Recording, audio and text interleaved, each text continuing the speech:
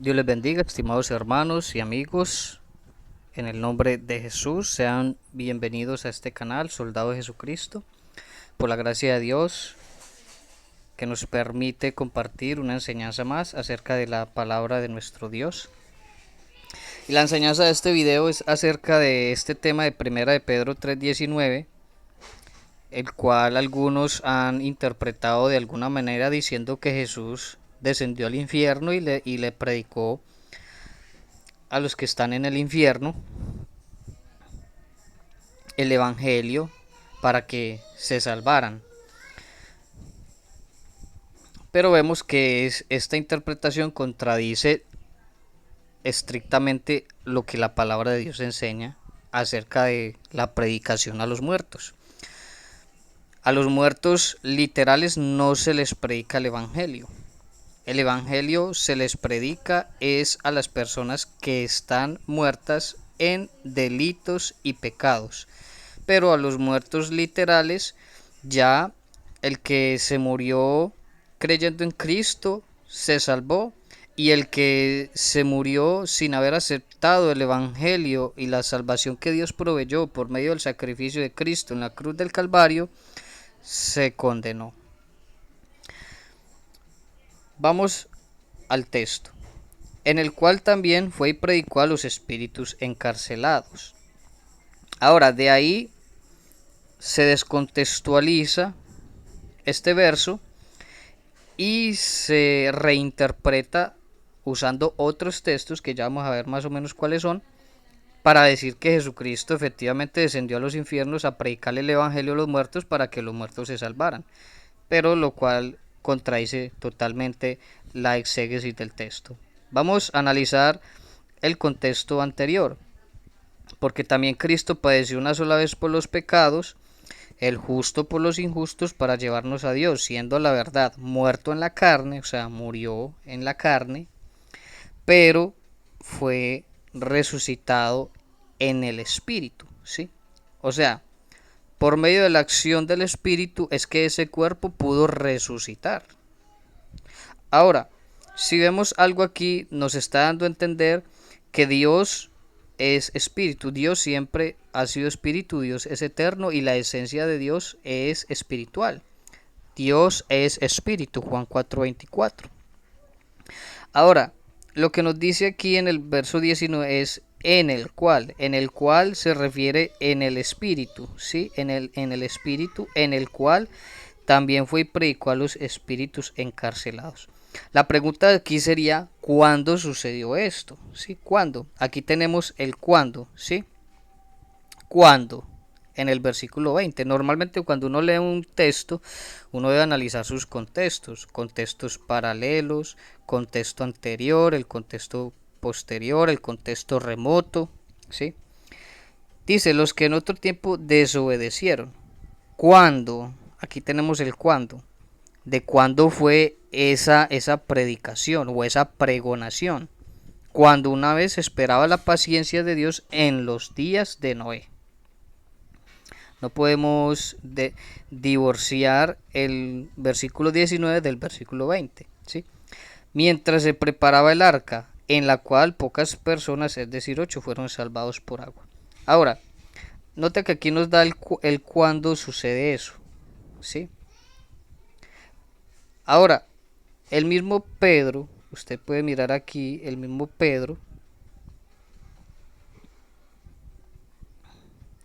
en segunda de Pedro, el capítulo 2, versículo 5, dice que Dios no perdonó al mundo antiguo, sino que guardó a Noé pregonero de justicia.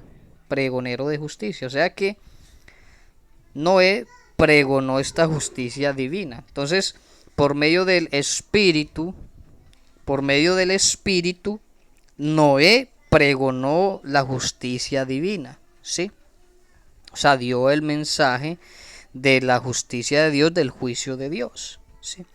Entonces, aquí tenemos el contexto.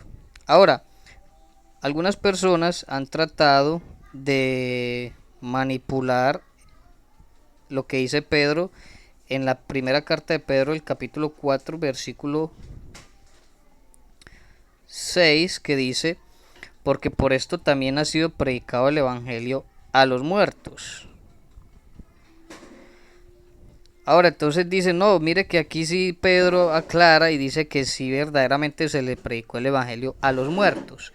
Pero, según el contexto de lo que está hablando Pedro, es que se le predicó a los muertos que estaban muertos en delitos y pecados. ¿Por qué?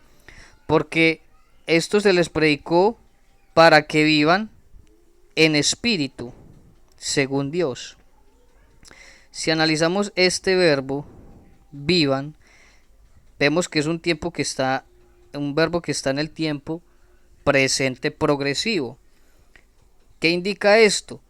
Que el evangelio le fue predicado a los que estaban muertos en delitos y pecados, para que en este tiempo presente a esos muertos que se les predicó estén viviendo en espíritu, según Dios. ¿Sí?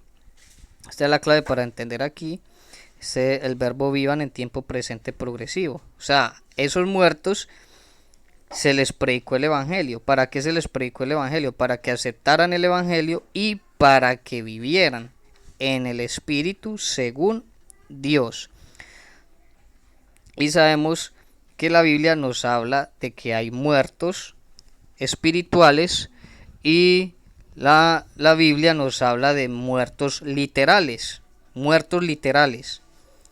y muertos espirituales. ¿Cuáles son los muertos espirituales? ¿A quiénes hay que predicarles el evangelio? A los muertos espirituales. A los muertos literales no hay que predicarles el evangelio.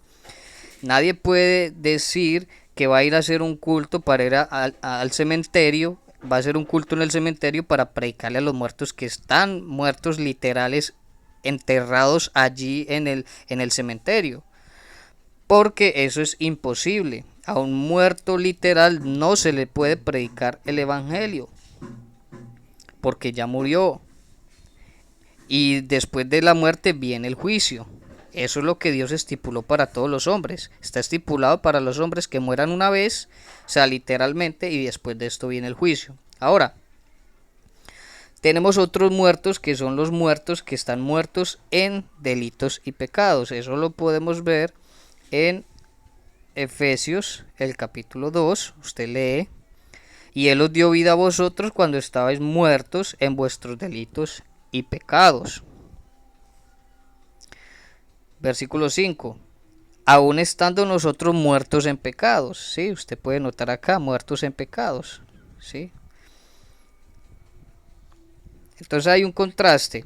Hay muertos literales y hay muertos espirituales, muertos en delitos y pecados. Pero también hay otro contraste.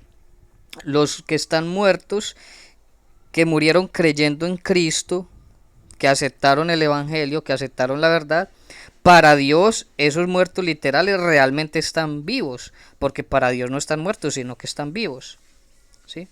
Y los vivos, que son vivos literales, en realidad están muertos, porque están muertos en pecados. Para Dios están muertos porque no han aceptado a Cristo, porque Cristo es el camino, la verdad y la vida.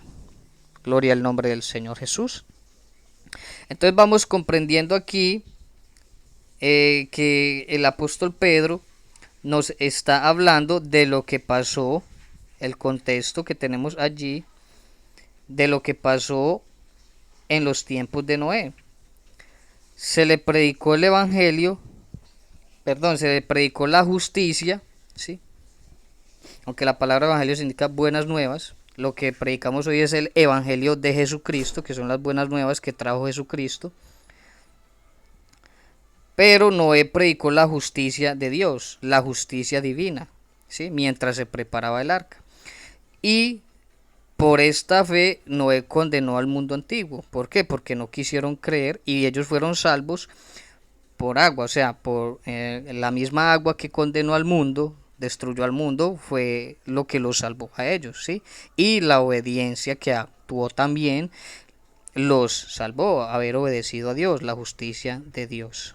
Gloria al nombre del Señor Jesús. Ahora vamos a analizar otro texto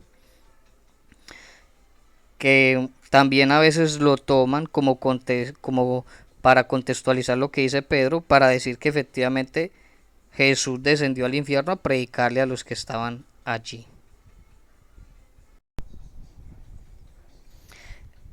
Y eso de que subió, ¿qué es? Sino que también había descendido primero a las partes más bajas de la tierra.